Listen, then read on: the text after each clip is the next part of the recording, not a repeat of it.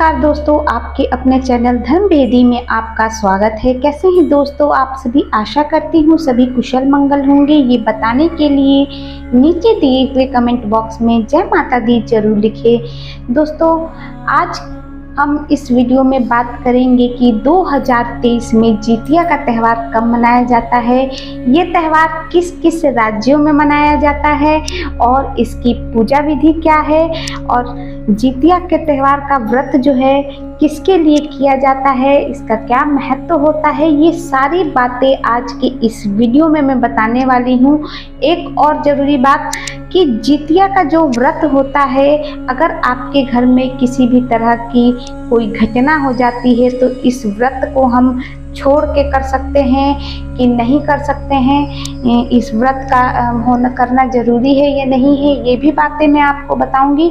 तो इसीलिए वीडियो में अंत तक बने रहिए, वीडियो को स्किप ना कीजिए। वीडियो पसंद आए तो वीडियो को लाइक कीजिए, चैनल को सब्सक्राइब कीजिए। अगर एक बात और दोस्तों, अगर वीडियो से जुड़ी हुई कोई भी किसी भी तरह से पूजा पाठ के बारे में कोई भी बात हो, अगर आपको पूछना है तो आप कमेंट करके उसके बारे में भी जानकारी प्राप्त कर सकते हैं। तो चलिए ज़्यादा समय ना लेते हुए अपनी वीडियो की ओर आगे बढ़ते हैं। दोस्तों सबसे पहले तो मैं आपको ये बता दूं कि जितिया का त्यौहार अधिकतर बिहार, झारखंड, पूर्वी उत्तर प्रदेश, भोजपुर और मैथिली जिले में अधिकतर मनाया जाता है। और जितिया का त्यौहार प्रत्येक वर्ष जो है आश्विन मास की कृष्ण पक्ष की सप्तमी तिथि से शुरू हो जाता है और नवमी तिथि तक इस व्रत का ये व्रत पूरा होता है। यानी नवमी तिथि तक ये 3 दिन का पूरे व्रत का संकल्प होता है। सबसे पहले नहाय खाए किया जाता है सप्तमी तिथि को, उसके बाद अष्टमी तिथि को जितिया के व्रत का संकल्प लिया जाता है और नवमी को इस व्रत का पारण होता है। तो इस तरह से ये 3 दिन का व्रत हो जाता है।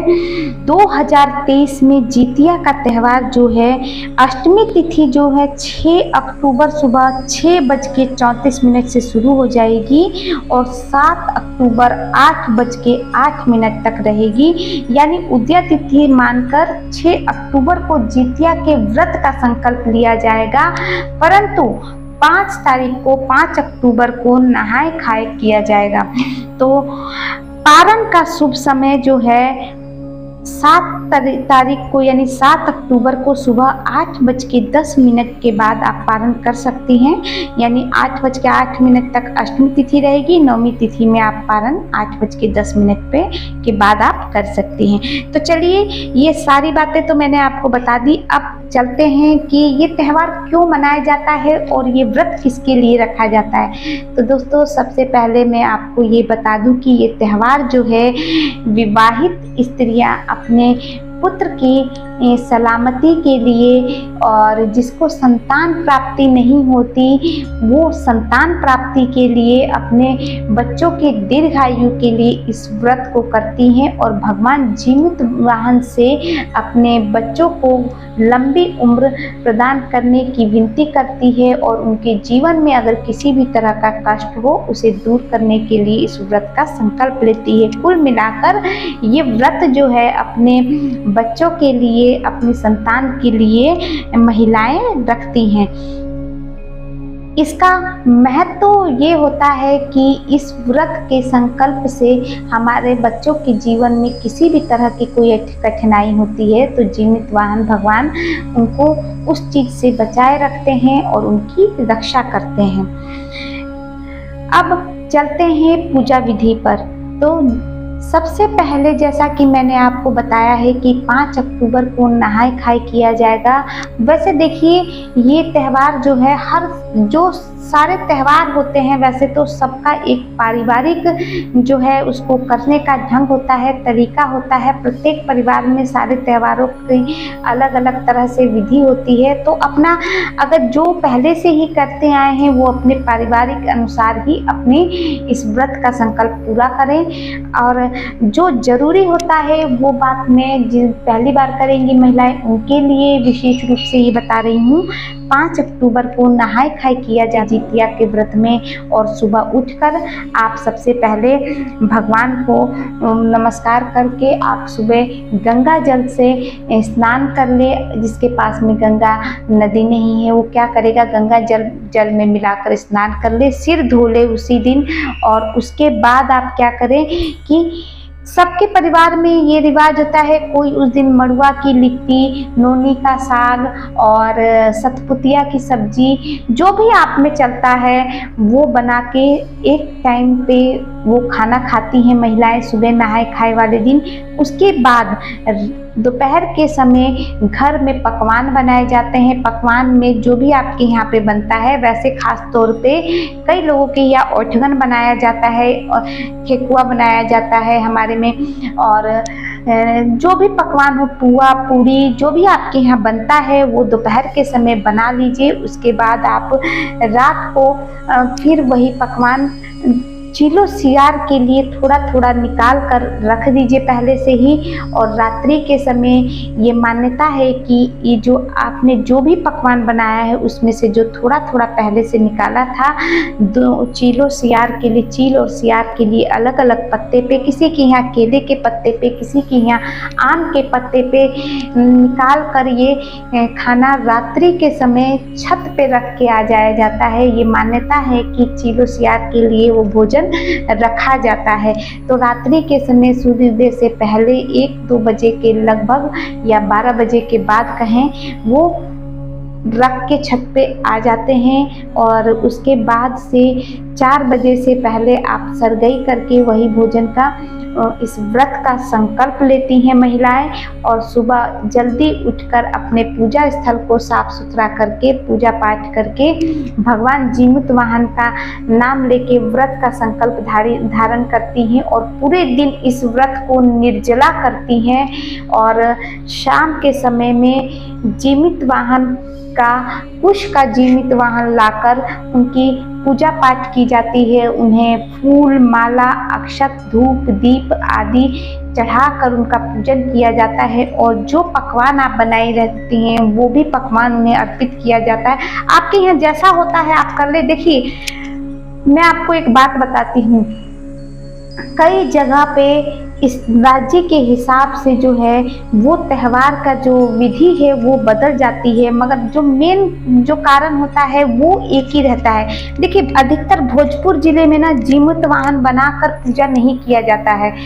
और अगर आप भोजपुर जिले को छोड़ दे मैथिली जिले में आ जाए तो वहाँ पर, या झारखंड में आ जाए तो इस जगह पर जो है ना कुश का जीवित वाहन बनाकर उनकी पूजा विधि विधान से कर उन्हें ही जितिया किसे कहते हैं, जो लाल धागे में सोने का गुथा हुआ जितनी संतान होते हैं उतना गुथवा कर महिलाएं अपने गले में धारण करती हैं, वही उसमें जीवित वाहन को अर्पित करती हैं। उसके बाद जब पूजा संपन्न हो जाती है वही जितिया अपने गले में धारण करके अपने संतान को पहना देती है। मान्यता है कि ये जो होता है उसे ही जितिया कहा जाता है, जो धागे में लगा होता है। जितनी संतान होती है उसके अनुसार उसमें सोने का जितिया बनाया हुआ रहता है। वो उसमें ये मान्यता है कि भगवान जीवित वाहन का आशीर्वाद होता है, वो हमारे बच्चों की रक्षा करती हैं, उनके गले में हम पहना देते हैं पूजा खत्म होने के बाद। और भोजपुर जिले में ये होता है, मैं आपके परिवार में जैसा होता है वैसा करिएगा। मैं आपको एक बात बता रही हूँ, अधिकतर जो मैंने देखा है महसूस किया है हर जगह, हमारे में भी ऐसा नहीं होता है। देखिए हमारे भोजपुर जिले में ये होता है कि जीवित वाहन कुश का बना के नहीं पूजा किया जाता है। महिलाएं जो होती हैं एक जगह बैठ के भगवान गणेश की पूजा करके, और उसके बाद एक ही जगह किसी के यहाँ ये जितिया लोटे में बांध लिया जाता है, किसी के यहाँ खीरे में लपेट के कथा सुना जाता है, किसी के यहाँ कहते हैं ना कि वो नेनुआ बोलते हैं, तोरी के पत्ते पे या अलग अलग घिए के पत्ते पे, किसी पत्ते पे रख के इस व्रत को सुना जाता है। तो इस तरह से अलग अलग सबका परिवार में ना अलग परंपरा होती है, उस अनुसार ये कथा सुनकर और भगवान की आरती कर कर, मेन होता है कथा सुनना। कथा सुनने के बाद ही आरती करके और भोग लगा के इस व्रत को पूरा किया जाता है। और उसके बाद ये जितिया जो है किसी किसी जगह पे रात को ही संतान के गले में पहना दिया जाता है निकाल के, और कहीं कहीं सुबह जब आप पारण करने जाती हैं उस वक्त अपने गले में डालकर पारण करने के बाद फिर अपने गले से उतार के संतान के गले में डाल दिया जाता है। इस तरह से इसकी पूजा विधि संपूर्ण की जाती है। इसकी पूजा विधि कोई खास नहीं होती है, महत्वपूर्ण होता है इसमें कथा सुनना। पूजा विधि में वही फल फूल धूप दीप अगरबत्ती अक्षत दिया जलाकर ही पूजा किया जाता है, कोई विशेष वो नहीं होता है। बाकी आप अपने परिवार के अनुसार कर सकती हैं इस व्रत को संपूर्ण। इस तरह से जितिया का त्यौहार पूरा किया जाता है। और एक आपको और जरूरी बात मैं बताती हूँ, पारण का भी एक विशेष महत्व होता है इस त्यौहार में। ये मान्यता है कि कभी भी जितिया का जो पारण है, जो उचित समय बताया गया है नवमी तिथि में, उसी समय पे करने से इस व्रत का फल आपको प्राप्त होता है। देखिए वीडियो लंबा हो जाएगा, पारण के बारे में मैं अलग से एक शॉर्ट वीडियो आपके लिए डाल दूंगी, आप मेरे साथ वीडियो में जुड़े रहिएगा।